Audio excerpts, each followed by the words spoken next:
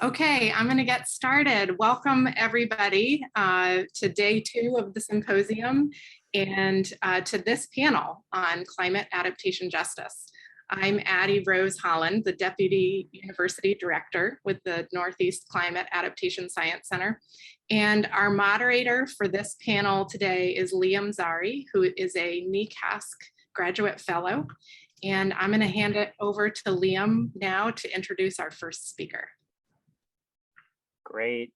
Thank you so much, Addie. I'm excited to introduce our first speaker here is Cielo Sharkus, who is a graduate fellow for CASC at UMass Amherst. So Cielo, please take it away. Thank you so much. So I'm just going to share my screen, get everything ready. Awesome.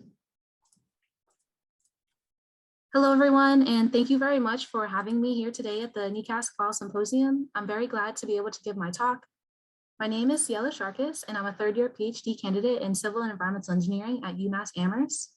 And today I would like to present some of my ideas and work integrating principles of environmental justice into climate research and climate engineering.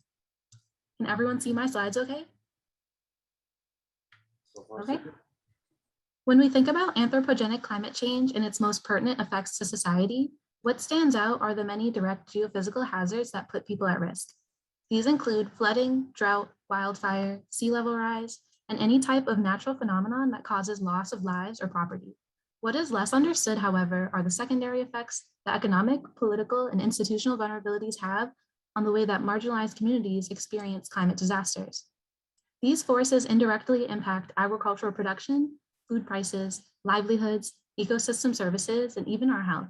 Both kinds of hazards, the direct impact and the indirect impacts, exacerbate existing social, political, and economic inequalities, causing a vicious cycle where the initial inequality causes disadvantaged communities to suffer disproportionately from the adverse impacts of climate change, resulting in greater subsequent inequality.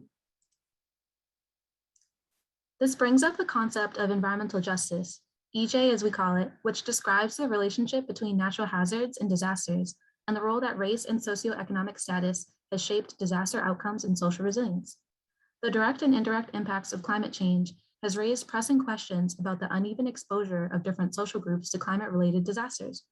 While everyone on Earth will be affected by climate change, certain groups experience differentiated exposure to environmental risks, which are closely linked to their everyday vulnerability and the politics of their marginalization, and thus environmental and political detriments that come along with climate change are tightly entwined. This type of environmental injustice is not new. Several studies have linked environmental disasters with racial geography. A 2016 study found that long-term air pollution exposure was associated with racial segregation, with more highly segregated areas suffering higher levels of exposure. A 2012 article found that overall levels of particulate exposure for people of color were higher than their white counterparts. The conclusion was that Black community members were exposed to about 1.5 times more particulate matter than their white community members. And for Hispanic community members, they had about 1.2 times the exposure of non-Hispanic whites. When we consider the application globally, environmental racism still persists. Increased pollution from emissions and anthropogenic climate change has caused and has continued to cause over 10 million deaths per year annually, which is at least 3 times more than the number of COVID deaths in the past year. I share this to acknowledge the existing social inequalities that exist, particularly in low-income developing countries. One of the largest factors of vulnerability to climate change is poverty. Currently, there are 1.3 billion people living below the poverty line, with over 70% of them being female. The discourse surrounding climate vulnerabilities are therefore segregated and gendered. This interplay between institutional racism and environmental injustice has resulted in massive disparities for environmental risk, climate management, and climate adaptation. In urban areas, efforts to relocate the affluent away from risk locations are prioritized, while disadvantaged people's displacements are linked to places that are still high in environmental risks and hazards. Many of these operations raise multifaceted questions of why marginalized people are placed into precarious situations and why are they put under undue stress.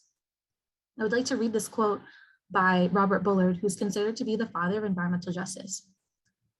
Emin Beverly Wright described that after a disaster, minorities and the poor suffer a much slower recovery because of the lethargic response of agencies whose participation is critical to their recovery. They often receive less information, are rejected more often from necessary loans, and receive less government relief, as well as endure discrimination and rejection in their search for housing. Research has shown that these underlying assumptions contribute to and produce unequal protections in climate adaptation as well.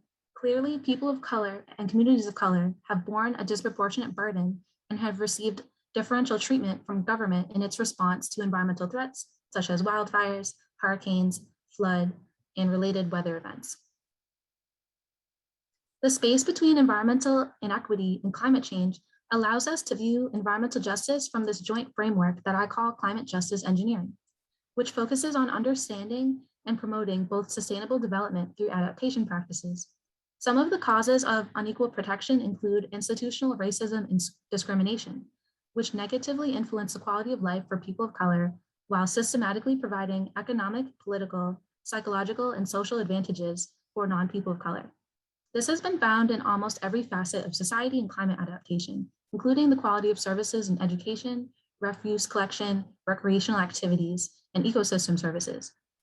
The decisions that have been made by local city councilors, members, policymakers have all encapsulated what we call environmental racism. Environmental racism completely shapes health, social, and educational outcomes for low-income people of color. These institutions have been reinforced throughout many types of disaster events. The politics of marginalization may influence this differential displacement through forceful relocations, also called climate migrations. And this causes the removal and displacement of residents' cultural connections to their community and often their livelihoods. Political influence in environmental injustice also exists in the absence of the ability to provide access to resources and services in climate resettlement.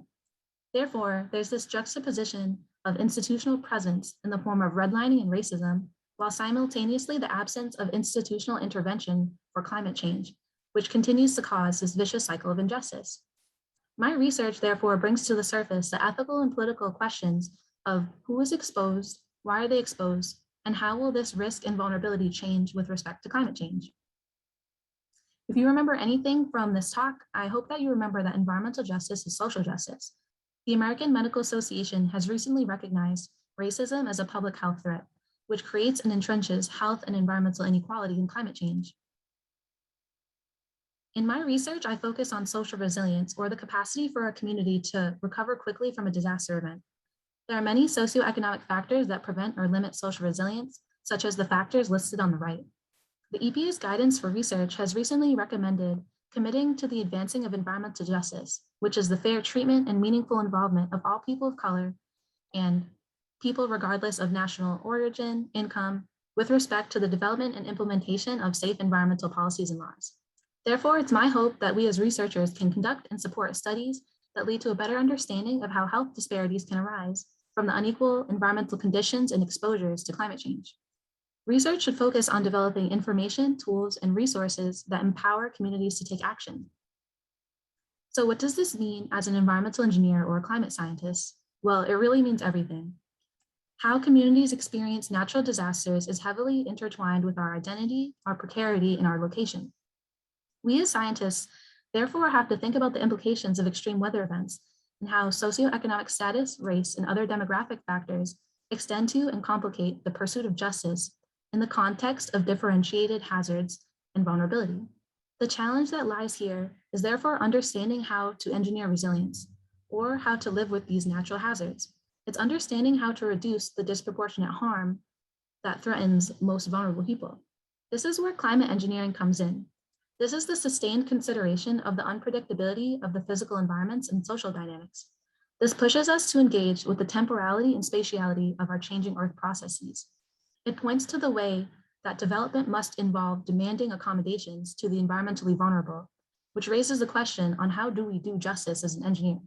In this way, I want us to shift our way of thinking of how natural disasters might play a part in reimagining the very concept of environmental justice and what it means to protect the lives of marginalized people. This brings up my framework, which I call climate justice engineering. It's using our network's resources, tools, and privileges to support, uplift, and build our communities. In other words, it's action-based steps to change the culture of engineering. In this framework, I work to create a curriculum that supports diversity, equity, inclusion, foster an environment that is inclusive and accessible, utilizing tools and resources to help meet communities' unmet needs, and focusing our research efforts on highly vulnerable areas. Creating accommodations to the environmentally vulnerable looks like this: focusing our efforts as climate engineers on critical infrastructure such as food, water, and energy nexuses, or the indirect aspects of climate change. This is the engineering aspect of climate justice engineering. It's what some of my work is, which is assessing climate-based risks and vulnerabilities. Next, it's focusing on climate resilient practices that result in potential losses from single extreme weather events.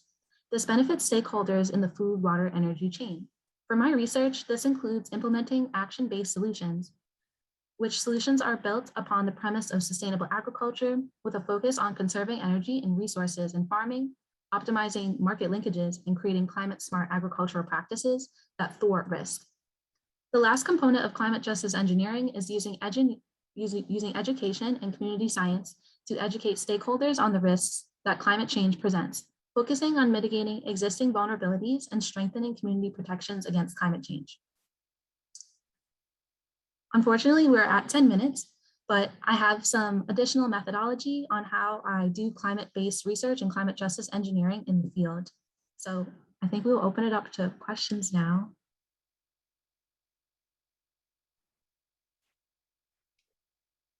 Great. All right. Thank you so much, Cielo. So we do have several minutes for questions.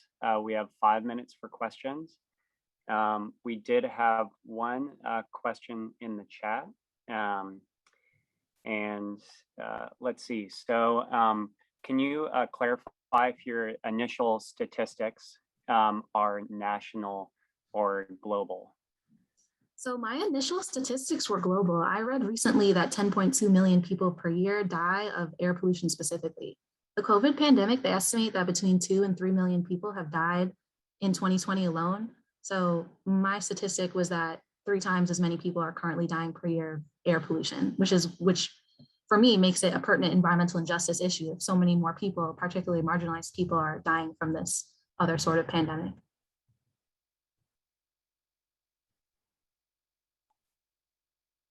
So since we have a few more questions, do you think it would be possible to maybe briefly talk through an applied example of your work? You were just starting to get into your methods. Do you think that's reasonable to do in a few minutes?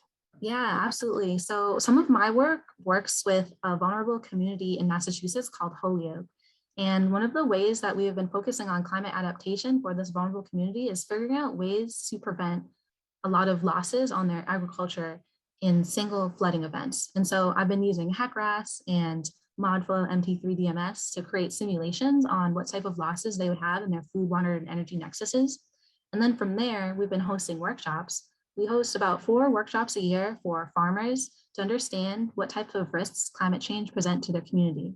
And so I walk them through what some of the climate modeling softwares are, how we use them, how we can go on the ground, engage things like soil losses, and how we can use that to create better, smart agricultural practices together. And so it's been an ongoing project. We're working on it more in the spring. COVID has delayed us quite a lot since we haven't been able to meet in person, but that's the projection for next spring.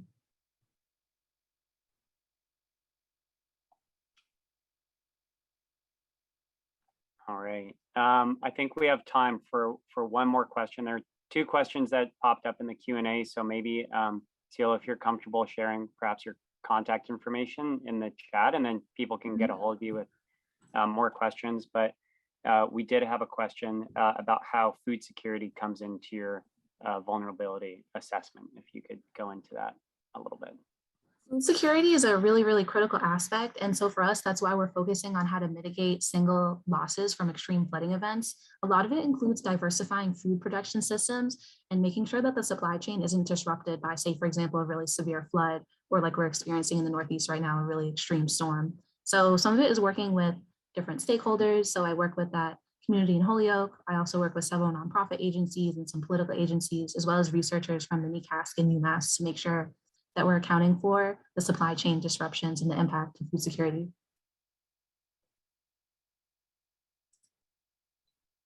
All right, great.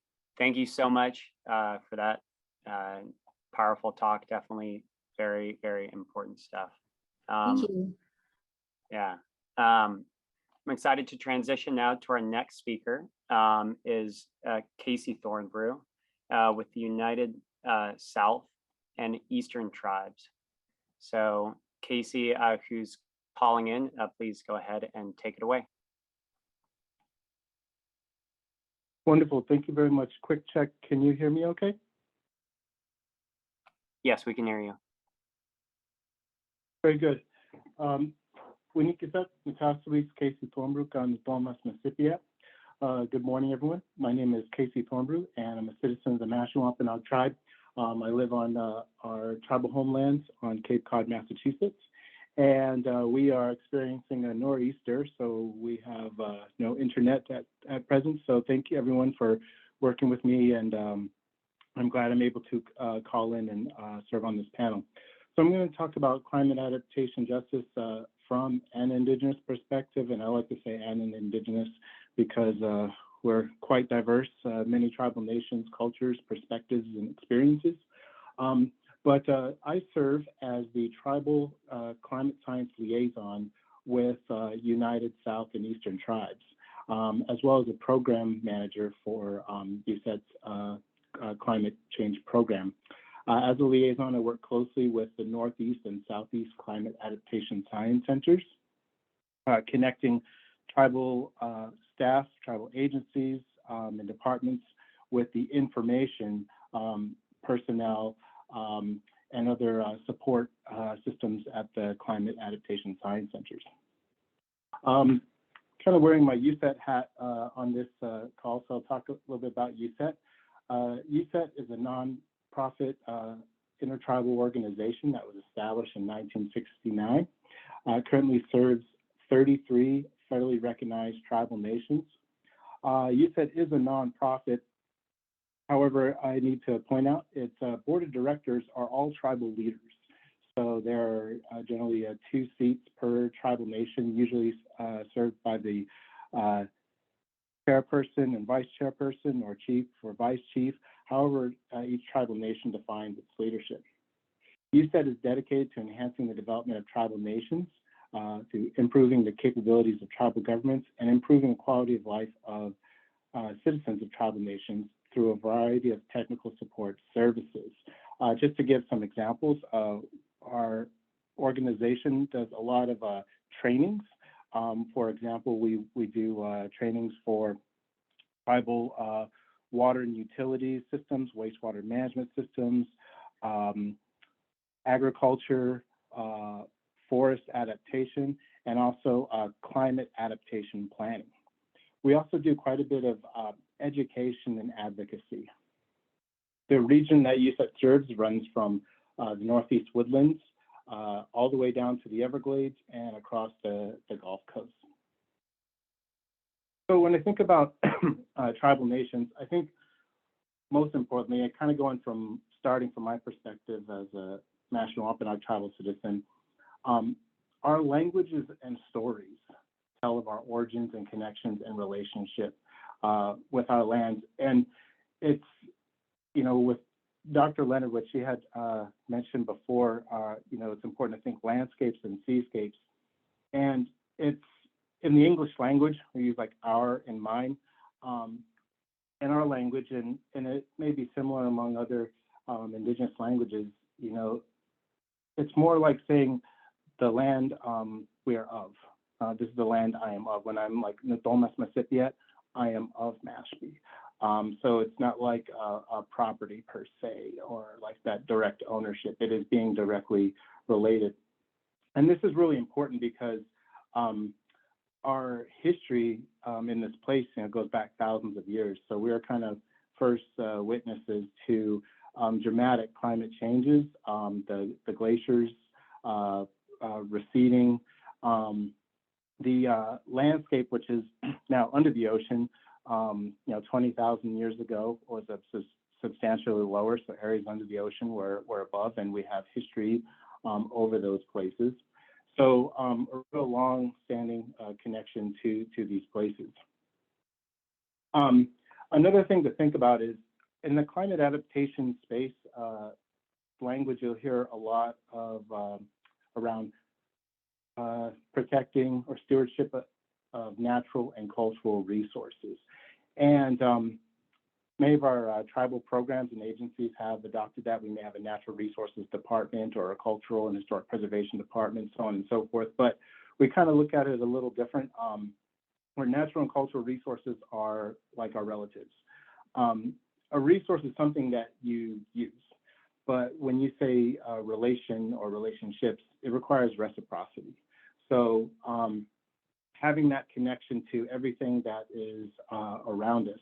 And I find this manifested in like the foods that we eat, our traditional foods, materials that we use for building and clothing. Throughout our history, those really came from our immediate lands. And it's interesting when you think of like today, you know, kind of in the modern context, my computer, clothes and everything, and all these materials most likely came from very, very far away. But in a traditional aspect, having these things that you are related to, that you are connected with, be very close, means that you really got to think about stewardship, and you really got to think about care of these things. These things become like a part of our identities. So one of the things, I'm talking about culture, but also it's very important to recognize that tribal nations are sovereign governments with agencies. Tribal nations vary in citizenship. Some tribal nations might have 500 citizens. Some tribal nations might have 10,000 citizens. But often tribal nations will have public safety, will have environmental protection or environmental departments, housing programs. So, that's why one of the things when we're looking and working with tribal nations, it's educating and sharing with people that tribal nations are governments. And that's what we do at USET, is work closely with agencies of tribal nation governments to provide support. I want to give a little snapshot of tribal nations across the U.S. So there are 574 federally recognized tribal nations, of which 229 are in Alaska and about 345 are in the so-called U.S. lower 48. In addition to that, there are over 60 state-recognized tribal nations, mainly in the eastern region. And, when you think about how colonization occurred, many tribal nations, including my own, we may not have treaties directly with the United States because it was not the United States yet. So many tribal nations who aren't federally recognized have been seeking and working towards federal recognition, with the burden being upon us to kind of prove our longstanding existence as a nation in a place. For my tribal nation, it took about 30 years. We started federal recognition process in 1970, and then federal recognition we obtained in 2007. American Indian reservations and Alaska Native village and corporations lands consist of about 100 million acres, and that's about 4% of the U.S. land base, and about 2% of the land base in the lower 48. In the 2020 census, about 9.7 million people identify as American Indian, Alaska Native. That's about 2.9% of the population. So it goes without saying that climate change is affecting the land, the communities, seascapes, and that we are connected with. So I'll kind of just go right through that. But one of the things that Dr. Leonard also had pointed out in her keynote was the multiple other issues that tribal nations deal with on top of climate change impacts. And I'll share a story very briefly of my tribal nation, National Wampanoag tribe. So last year, if those of you who followed the news, the trust lands or reservation lands of my tribal nation were basically abolished by the federal government. They were challenged, and this it cannot be stated the impact that had on my tribal nation. And so when we discussed climate change, its impacts and adaptation, it was difficult because the immediate threat was loss or taken away of our tribal lands. And what that means is, I guess, to put it in perspective, imagine, not to make a direct comparison between tribal nation and a state, but just imagine if the state of Massachusetts, if one day the U.S. federal government said, okay, there's no Massachusetts, you still live in Massachusetts, but the state programs no longer have the jurisdiction, and then the funding to run those state programs no longer comes in. So if you work for the state, you are getting layoffs and things like that. So it was a profound emergency on our tribal nation. Things are looking better this year. Our tribal trust lands continue to be in review in the Department of the Interior, and we have high hopes for this being resolved. But the point I wanted to make is, tribal nations have to think about these things. We have to be, we literally have to deal with our homelands being challenged, or the risk of them being removed, or the jurisdiction of our sovereignty on those being removed, on top of dealing with climate change.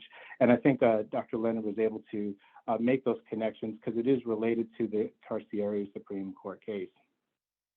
As we're getting kind of towards my 10 minutes, I want to wind down now and just say that one of the things that was mentioned, we mentioned in the land acknowledgement, is that the United States has a trust and treaty obligation to support tribal nations and tribal nation agencies and programs. In order to do that, funding is needed. And again, I'm speaking through my USAT hat, through our education program. But, when we look at climate adaptation, going back to 2011, so 10 years ago, about the time the Climate Adaptation Science Centers, then Climate Science Centers, they were called, started, federal funding for climate change was about $10 billion, according to the Office of Management and Budget, OMB reports. At that time, the Bureau of Indian Affairs, which is the agency, all agencies have the trust and treaty obligation, but the Bureau of Indian Affairs, BI, carries a lot of that weight.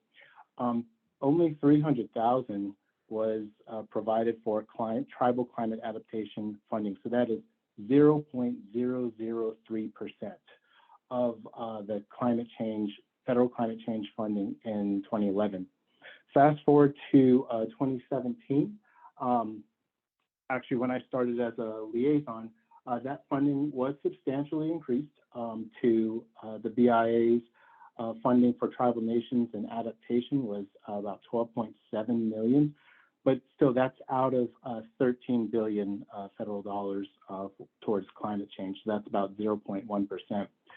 Those of us at USAT are watching very closely the current bills in the Senate.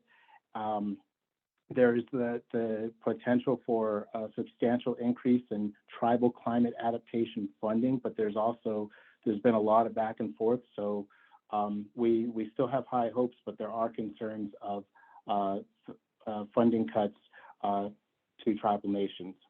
So I'm going to conclude here with some takeaways according what to do. So, it's important to look at tribal nations and respecting tribal nations leading in climate change adaptation planning.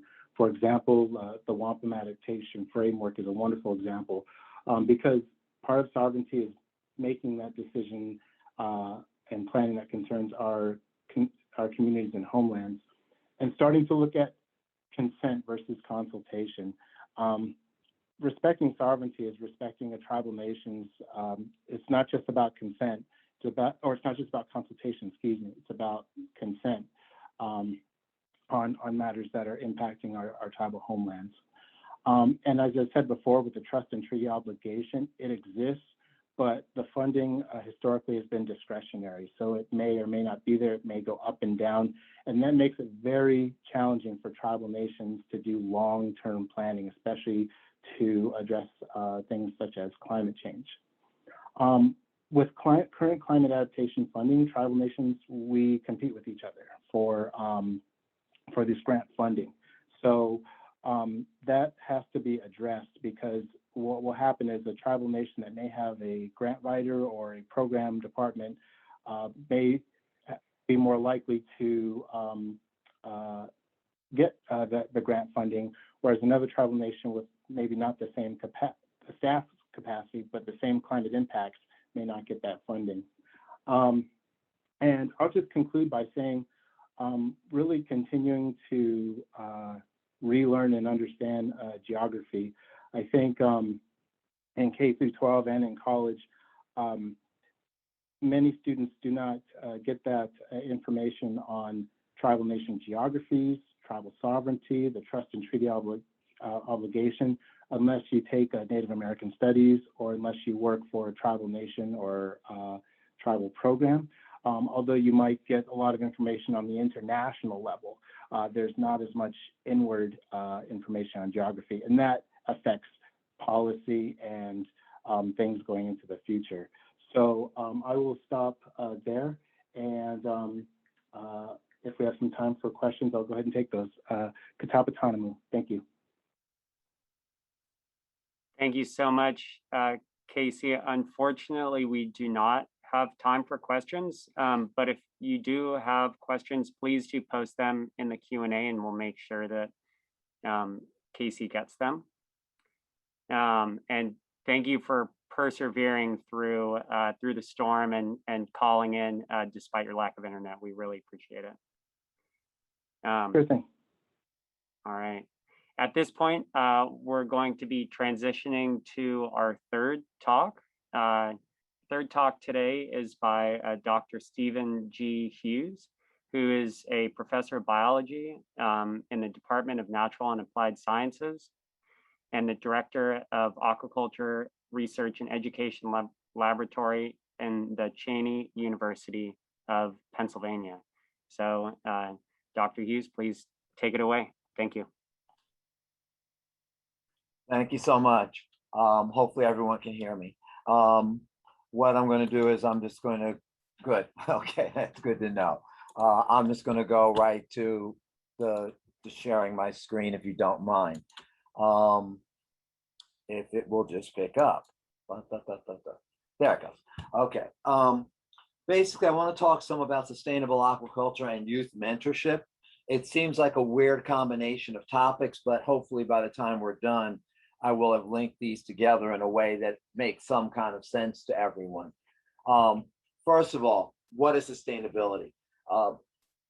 As we talk about climate change and all of these aspects, sustainability becomes a much more critical item in terms of maintaining and going with things. But when you look around, the definitions for sustainability vary all over the place, depending on who you talk to or under what particular umbrella you're standing at that moment. The one I like the most is one that was done by Congress back with the 1990 Food and Agriculture Act. And basically it says these things: it will meet human needs for food now and far into the future, which I think is a big issue that is often ignored. It can't just be a present day thing, it has to be a future concept. Secondly, it integrates plant and animal production. Thirdly, we rely as much as possible on natural processes and cycles, not so much on alternative chemical processes. It is designed to specifically for the biological, social, and economic conditions of specific places. In other words, something that is sustainable. I'm here in southeastern Pennsylvania. Something that is sustainable here is not necessarily sustainable in Phoenix, Arizona. So what is sustainable is a moving target in that concept. It should provide a livable income for the farm family. And I emphasize here, quite often I'll make the comment about farm family here.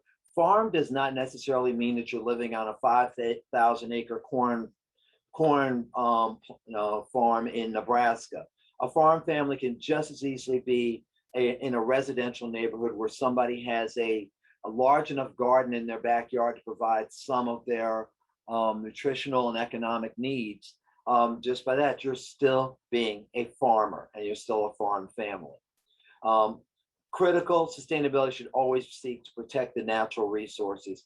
And lastly, enhance the quality of life for farmers and for society as a whole. So these are things that we look at when we say sustainability. For those of you who are not familiar with the term aquaculture, which I find is way more folks than I'd care to say. It's basically farming of aquatic organisms, including fish, mollusks, crustaceans, and aquatic plants. Farming implies some sort of intervention in the rearing process to enhance production.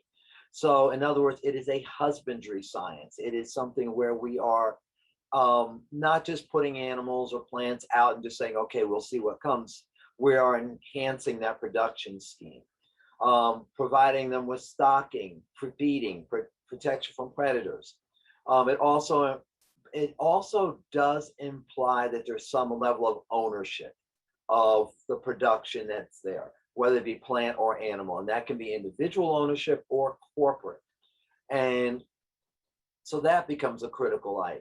And so we're looking at, all these things that are critical to the planning, development, operation of aquaculture systems, sites, facilities, and practices, and the production and transport of the final product. All these things are critical to what we're looking at. Why is aquaculture important when we talk about it?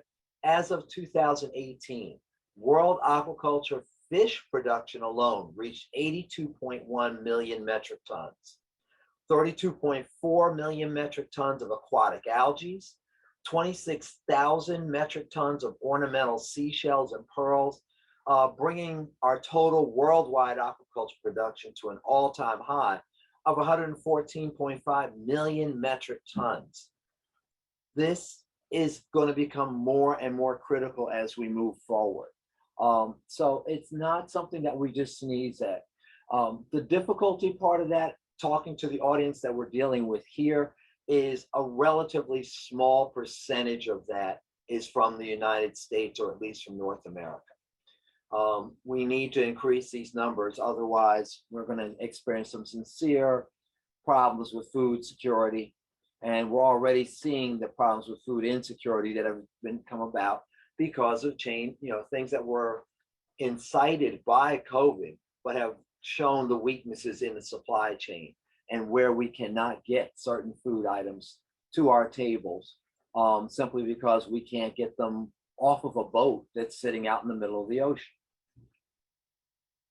The future for aquaculture, based on the dynamic performance over the last 30 years, it has been one of the fastest growing aspects of agriculture over the past 30 years. The thing is that we have to keep in mind, what we will harvest from our lakes and rivers and oceans, we've done it. We are stable. We are not going to see an increase in production from those areas. So, and that's what we call our capture fisheries. So considering the fact that these are going to be stable as the future goes forward, it is likely that the future growth of fishery sector will come mainly from aquaculture. So as we try to put more fish and shellfish on people's plates as we go forward, it's going to be done via aquaculture. It's not going to be done via the capture fisheries. Excuse me. So where does that take us? What's sustainable aquaculture? A sustainable aquaculture strategy needs a recognition of the fact that farmers earn a fair reward from farming. A lot of places, particularly in developing countries, people are raising the fish, they're being harvested, they're being sold, but the farmers are not getting that reward. To ensure that the benefits and costs are shared equitably between the owners and the purchasers. To promote wealth and job creation for the farmers, for the people who are doing this, and to make sure that enough food is accessible to all. There's no reason, realistically speaking, that we should have this much food insecurity. And to manage the environment, to ensure that aquaculture development is orderly with both authorities and industry well organized. Not so much right now, but we're working on it. The ultimate goal is that communities prosper and people are healthier, that there are more opportunities for improved livelihoods with an increased income and better nutrition, and that farmers and women are empowered by this process that has been there for over 5,000 years easily. So what are we worried about when we develop this? Our aquaculture programs, there's over 580 well-identified aquatic species that are being raised. Aquaculture is practiced both by some of the poorest farmers in developing countries and by multinational companies. We're eating fish is healthy. There's no argument there. And 80% of current aquaculture production is derived from animals low in the food chain, such as herbivorous or omnivorous fish and mollusks. So they're a good place to go looking for future development. One of the biggest concerns right now we're looking at urban aquaculture. The fact that we're bringing things out of the natural environment, bringing it into local areas, and what are the constraints in doing that? Limited water resources. You just don't have large volumes of clean water in urban environments, whether it be New York City or whether it be New Delhi, doesn't matter. It's the same limitation. Limited space, once again, we can't, if you're raising catfish in Arkansas, you can afford to have 700 acres in water for fish rearing. You can't do that in urban scenarios. You can't afford that kind of space. And there's a need to control the environment and a need for a high return on the dollars invested. If you're teaching in this area, you need to recognize who comprises your student base. And when I say teaching, I don't necessarily mean kindergarten kids. I mean teaching adults also. And what are we doing? So what are we doing when we try to do this with mentoring and teaching in aquaculture? We're trying to get the students, whoever they are, excited about aquaculture, an ooh-ah factor. Get people to understand things like that. We saw, those of you will recognize Dory and Nemo from the Disney movies. We got a huge bump in interest and questions being asked about aquaculture and marine fisheries and et cetera after these movies. Something that gets the population excited. We're trying to reestablish the man-nature connection. One of the most disturbing things that I see when we talk about trying to push for sustainable agricultural practices, I run into kids that can't tell me that a hamburger comes from a cow or that bacon comes from a pig. So how do we reestablish this concept that you know where your food comes from and how man impacts the nature? And we want to reestablish that connection to agriculture. So we know where our products are coming from, what's healthy, what's not, what's good for us and what's not. So we're trying to establish a practical understanding and use of basic knowledge, math and science, particularly related to biology and chemistry, but also aquaculture brings in consumer and business skills, sales, business management, marketing, economics. All these things are critical to sustainability and are critical things in understanding how climate change is going to impact our food supply. Better understanding of how man impacts our planet and development of responsibility and caring. People just don't understand that we have to care for this environment and that it just doesn't just stay there. We have a direct impact. And so with those things in mind, we're trying to keep that in focus and we're seeing this concept of caring. Our Atlantic salmon industry, which is mostly done in the marine environment, we're seeing impacts of global warming on that industry in that we're seeing more diseases, more problems with what we're raising. So it's a large scale thing. It's a food thing. It's a thing where we really need to worry about who we are, what we are, and how we're doing it. So with that, I'm just going to wrap it up quickly in that 10 minutes and just say thank you very much for paying attention to me for a few minutes. And hopefully if there are any questions, I have a few moments to answer those. Great. We do have time for at least one question here. So first question, do we see any negative impacts or externalities from present practices of large-scale aquaculture like we do from the meat and dairy industry? And then I guess a second part to this question is the present ownership of facilities distributed between the sort of smaller scale and the larger industrial / corporate scale? Okay, the first one, yes, we do have environmental impacts. In my career, which has spanned over 40 years so far, I've seen where we've gone from a mentality of that, okay, just throw fish in the water, throw food to the fish, make them grow. What comes out the other end of the hatchery doesn't matter, to where we are looking at extreme views of looking at the fact that some of these facilities do create phosphorus and nitrogen pollution. So we've moved towards a much more focused way of addressing our husbandry issues, so that we don't produce as much of the waste phosphorus and the waste nitrogen. So we're not looking at eutrophication as being such a big concern anymore. There's still a long way to go, as there are with all forms of agriculture. Anytime you bring a group of animals or plants into an intensive culture situation, it's a difficulty. It's something that you have to work with. But there are a lot of people working really hard at this, and we really are focused on making this a future. With regard to who owns what, it is the full gambit. We have people who have, like, for example, we have a small family-run aquaponics operation here on our campus that farms out, they raise predominantly basil. We partner with them, and that the fish that are in the operation belong to the university, and they're raising basil. They're shipping out over 900 dozen basil plants every week, with basically a zero effluent out of this that is going into any waterway. But so that's small, but there are also major corporations. When you realize that, for example, one of the largest corporate producers of animal feeds, not to mention fish feeds, is Mars. We normally think about them with M&Ms and things like that, and chocolate production. They are a huge animal food production company, and they also own several operations also. So we have the full gambit from mega multinational corporations down to mom and pop operations. And our goal here at our university is to keep all of them doing this right and doing it well.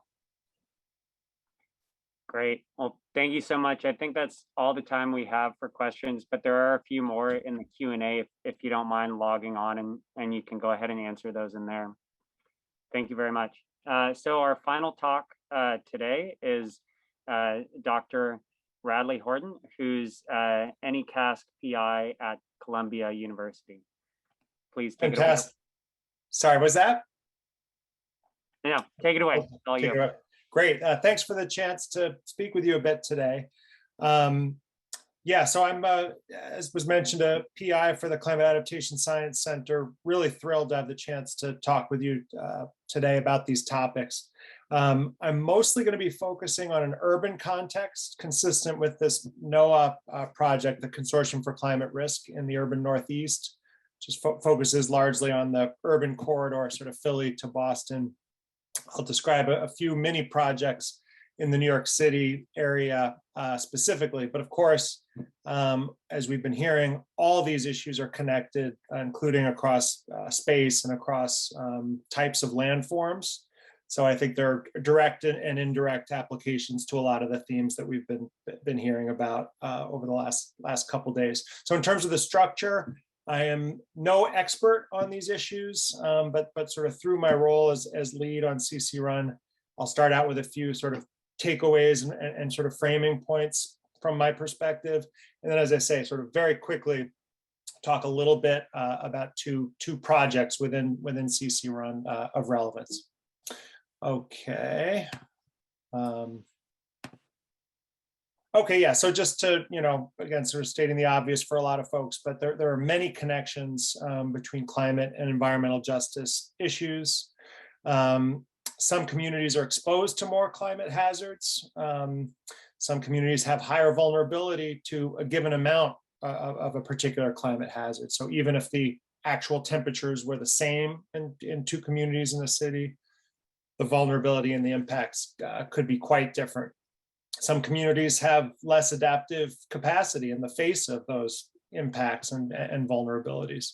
So that'll be sort of the urban framing, and I'll have a couple quick examples of each of those. You see that color coding. But stepping back a little bit, we should also think about some broader climate environmental justice issues in the context, for example, of historical greenhouse gas emissions, which countries, which groups of people have historically been responsible for so much of the emissions, leading to so many challenges today, often very different than the groups who are suffering the most, and that there have been enormous profits from those emissions that carry legacy issues, to put it mildly. And a lot of those entities have been spared the cost. So I frame that here as emissions, but of course, if we're also thinking about money made by development in coastal zones, sort of things that are leading to greater physical exposure and hazard, sort of separate in a way from the mitigation. There too, some people have profited enormously without necessarily, bearing the risks. So there's huge justice and equity issues there too that we don't have time to get into. Okay, so just in terms of those first 3 points, so circling back now, that noting that some communities are just exposed to more climate hazards.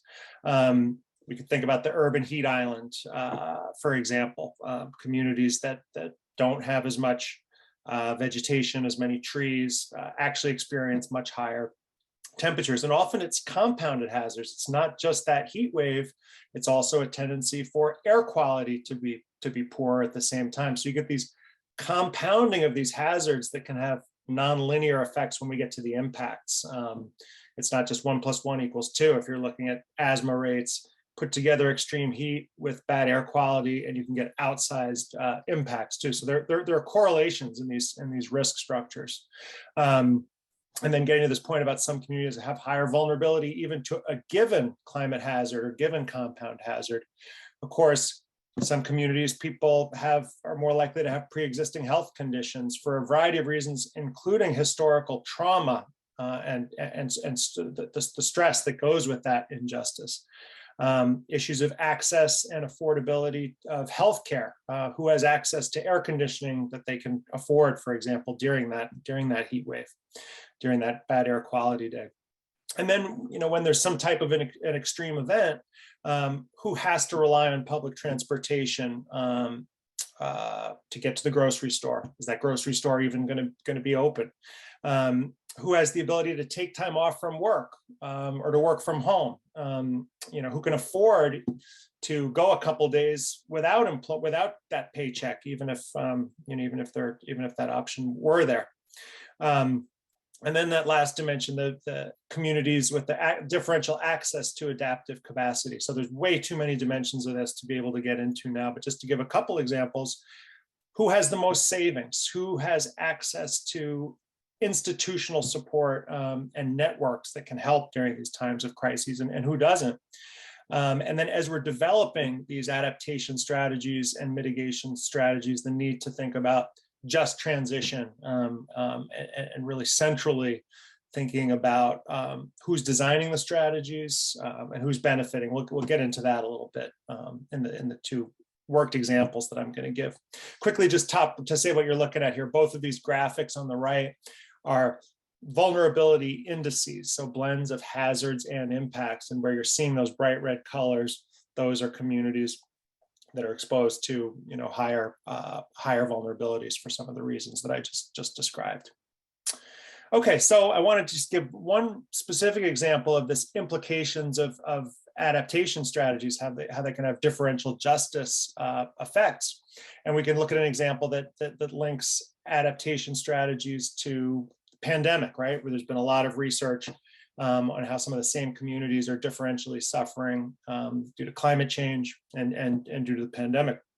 So some people who don't have access to air conditioning during a heat wave maybe need to crowd a beach if they have access to a beach. A lot of people, of course, don't have access to a beach.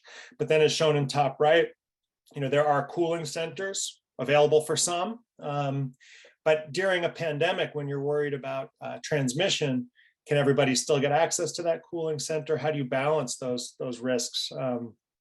Some are much more vulnerable than others, and effectively have fewer choices or fewer good choices when faced with these kind of trade-offs.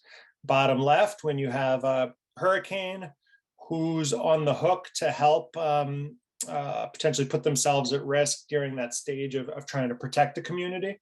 And then during evacuations, as shown in bottom right, with a hurricane approaching, who, if they're able to evacuate at all, is having to maybe crowd into a bus where they might be exposed to COVID, as opposed to having other evacuation options. So that's, sort of one of the ways that some of these issues of justice and equity in the adaptation context can come to play. Okay, so now very quickly pivoting to a couple of specific projects as part of this NOAA CC Run project. The first overlaps with New York City's panel on climate change. This is describing work from the 2019 report that highlighted that co-production of research when you're focused on these issues is critically important. The New York City panel on climate change had an equity working group that worked with environmental justice groups in New York City and representatives of New York City government to ask what vulnerability and adaptation issues, questions, and concerns are most relevant for EJ communities specifically, and how can the research, this co-generated, co-produced research, elevate the voices of underserved, underrepresented communities in urban climate planning and policy. There's a link to a document here that goes into all the details. So the New York City panel on climate change adopted and sort of framed from some prior work 3 parts of how they defined equity, right? Distributive equity. What are the disparities across groups, neighborhoods, communities in terms of, as we were talking about before, vulnerability, adaptive capacity, and those outcomes of adaptation action. But also important to think about contextual equity, the sort of historical whys of why we see some of these patterns, whether it's redlining, current social, economic, and political factors that help shape that uneven vulnerability and uneven adaptive capacity. And then procedural equity, not just having that seat at the table, but really being able from the beginning to say what's most important to you, how do you want that information presented, and how should all the work be structured. Okay, last slide from this particular project. Some of the insights from some of the community engagement through New York City panel on climate change. You can see here in terms of contextual equity, talking about that overlap between climate stresses and traditional environmental justice concerns, overlap between climate adaptation plans and gentrification and development pressures, a recurring theme. And then in terms of procedural equity, a desire from communities to go beyond, public meetings, which are great, but very different than really co-producing information, as we all know, from the outset. And yeah, communities wanting to be involved in all aspects. And CC Run going forward, this NOAA project, we were just re-awarded, and we're building in evaluation metrics for adaptation. We've been doing that for a while, but we're strengthening our equity-based adaptation metrics and finding ways to get communities front and center and helping to do that kind of evaluation. Okay, so now pivoting to a final project. That last project, I should say, was slides from Robin Leschenko at Rutgers. Here I'm showing a couple slides for a project led by Malgosia Matajiewicz at Columbia. She had a funded project looking at vulnerability and resilience to coastal flooding specifically in New York City. And just 2 slides here, then I'm done. Noting that there are different dimensions of vulnerability and resilience, exposure questions, damage, financial, access to basic needs, housing, food and water, sanitation care, access to information, access to assistance. So some overlap with the earlier themes I mentioned, but here this came out of a very specific set of surveys and interviews in communities within New York City that were thinking about coastal flooding. Exposure to flooding is not concentrated in disadvantaged communities in New York City. That's perhaps surprising. It's nuanced, but it's also fair to say that there's a mix of upper middle income and low income communities of diverse racial compositions who are exposed to flooding. But it's also true that none of the wealthiest communities in New York City have a lot of flood exposure. And then within exposed populations, you can see some sort of takeaways here about who's most financially vulnerable. Obviously, that's not the only kind of vulnerability. Some dimensions here about renters, and really just sort of honing in on those last 2 bullets, the chronically ill. tend to show up as especially vulnerable across really any types of measures. That's a common theme, and that anybody can experience displacement from their home. The effects may be worse for some than others, but this is something that a lot of people can experience. Okay, and then the final takeaways, mostly from this project of Malgosha's, although some of them certainly apply more generally to the short talk. So I noted again that exposure to flooding is not particularly concentrated, I would say, in disadvantaged communities in New York City. But exposure to contaminants in floodwaters is very much, related to vulnerable communities. There is a concentration of brownfields, former plants, and then if we go to some other climate hazards like heat waves and air pollution, as I mentioned earlier, there you really see very clearly some neighborhoods much more exposed than others, and there is a very strong racial economic dimension to that. In terms of the takeaways on the participation side, this active participation by, as I said, by community representatives in the research, the design of the adaptation approaches, coming up with the research questions, right? This isn't something just for the scientists planning the research. Implementing it, interpreting and applying conclusions. You want that community engagement at all levels. It's just critical. And stating the obvious, but if you don't include participation from the disadvantaged communities, you get implementation of solutions that don't work well, especially where the impacts are greatest, right? That should be obvious, but it's a takeaway again and again. What is needed, what can work, can vary a lot also across very small distances. This issue of context. Not everybody has the same values, faces the same issues. So it can be very site specific. And of course, there's also this trust piece, which is another of many reasons to engage deeply with communities from the beginning. And whether you're talking about CC Run, maybe this applies to Northeast CASC as well. It's hard. There's not enough funding in general, and especially there's not enough funding and mechanisms to support community participation through existing grant structure. So that's a huge need. So I better leave it there. I hope I didn't run long. Thank you. Great, thank you, Radley, and thank you. We are out of time for questions, but Radley, feel free to share your contact information in the chat. And I did share CC Run's information there too. And I just wanted to thank Liam for moderating the session, and of course all of our core speakers for fantastic presentations. Thank you so much. And thank you for our audience for joining. And we will take a long lunch break now, and we'll resume at 2 o'clock for 3 concurrent workshops. And the link to the agenda is in the chat, and we hope that you'll join us for those, and have a great lunch break, everyone. Thank you very much.